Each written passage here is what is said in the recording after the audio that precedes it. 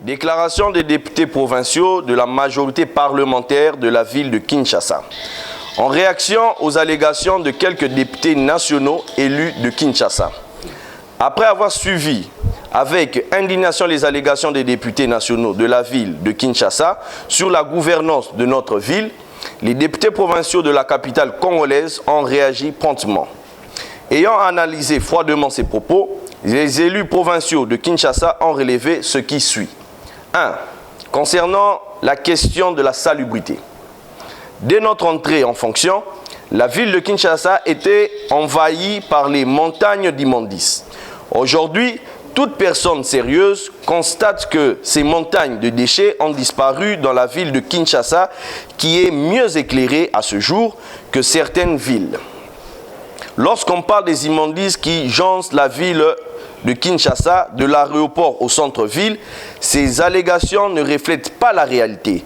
Car, à part le district de la Tchangou, qui a encore quelques problèmes, de la place des eucalyptus Njili au centre-ville, toute la population constatera avec nous ce tronçon est balayé chaque jour comme toutes les autres artères de notre ville. C'est ici l'occasion de rappeler que la ville de Kinshasa produit à ce jour 10 000 tonnes de déchets chaque jour, exigeant ainsi un montant de 15 millions d'euros par mois, d'après les études de l'Union européenne. Nous rappelons aux élus nationaux qu'avant de s'exprimer en public, ils doivent apprendre à convoquer les grandes forces de l'intelligence pour savoir que ce budget n'a jamais été accordé à la ville de Kinshasa par le gouvernement central, apparemment à cause de la pandémie de Covid-19. Nous demandons aux élus nationaux de bien lire la reddition des comptes du budget 2020 qui se trouve au Palais du Peuple et se rendront compte que le budget de la ville de Kinshasa est financé à 70% prêt par le gouvernement central.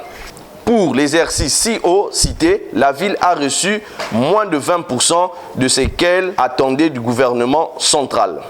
Nous dénonçons la diffusion des images de montage sur les différentes chaînes de télévision et les réseaux sociaux qui ne cadrent pas avec la réalité du terrain. 2. Concernant l'insécurité. Nous rappelons que la problématique de l'insécurité dans la ville de Kinshasa relève de la police nationale congolaise qui relève du gouvernement central. L'Assemblée provinciale de Kinshasa, il y a peu, a voté une motion de défiance contre le ministre provincial de l'Intérieur par souci de sécuriser les Kinoises et Kinois. 3. S'agissant des constructions anarchiques, nous rappelons à ces élus nationaux que d'après le droit congolais de l'urbanisme, ce sont des ministres nationaux qui attribuent des arrêtés d'occupation des terres dans la ville de Kinshasa. Les élus nationaux devraient d'abord interpeller tous les ministres nationaux qui ont loti même des avenues à Kinshasa au lieu de diriger leurs déclarations vers la ville de Kinshasa. 4. En ce qui concerne la circulation routière dans la ville de Kinshasa, nous demandons aux élus nationaux de reconnaître les efforts fournis par le chef de l'État qui a construit les sauts de moutons qui réduisent aujourd'hui tant soit peu et interpeller les autorités nationales qui gèrent la police de roulage. De ce qui précède, nous tenons à souligner ce qui suit. Tout en reconnaissant la liberté d'expression des élus nationaux, nous demandons à la population kinoise d'apprécier les efforts fournis par l'Assemblée provinciale de Kinshasa et son exécutif dans l'assainissement et l'éclairage de notre ville, sans oublier les nouvelles routes en construction, malgré les moyens insuffisants.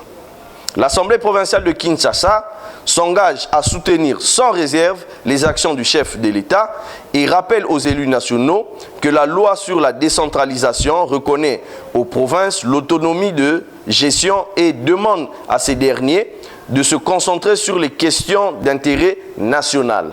Faites à Kinshasa le 12 août 2021. Je vous remercie.